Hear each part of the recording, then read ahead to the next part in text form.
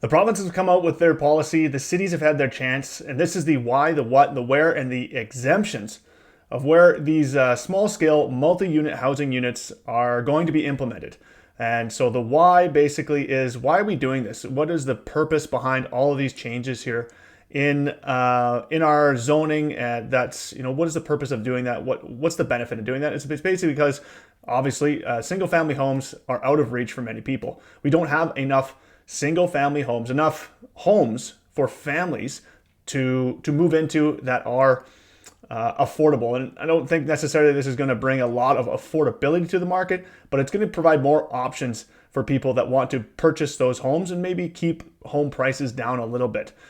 So there's a lot of obviously single family zoning out there right now. 70 to 85% of the areas that were studied were single family homes. And so if you can build multiple units on one of those lots, you're going to be able to provide homes. Again, we are able to build a lot of condos. That's not necessarily where people want to move into as a family. So we're building, changing these residential areas into a little bit more dense. It's called gentle densification.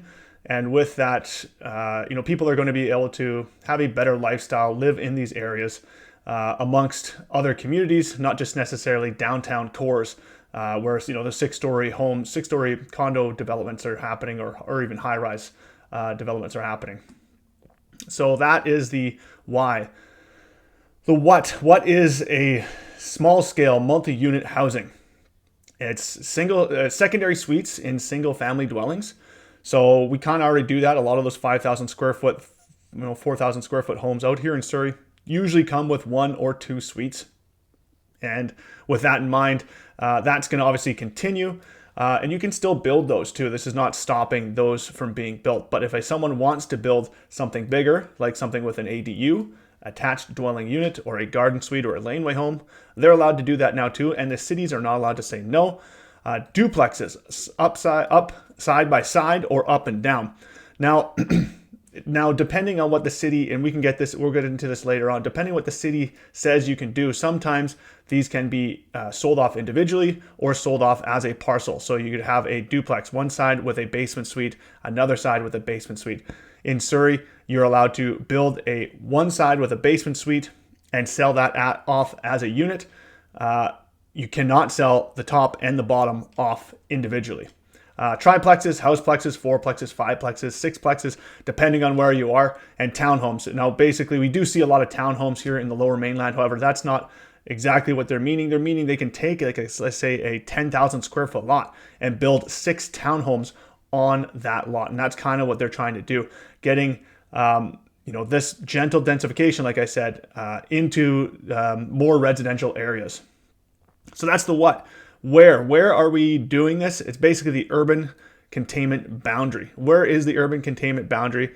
It's basically between West Vancouver and Mission. Everywhere in between those is where we are allowed to build these small-scale multi-unit housings. And the what is exempted basically, and the exemptions. Let me scroll down here. We can see that heritage homes are exempt.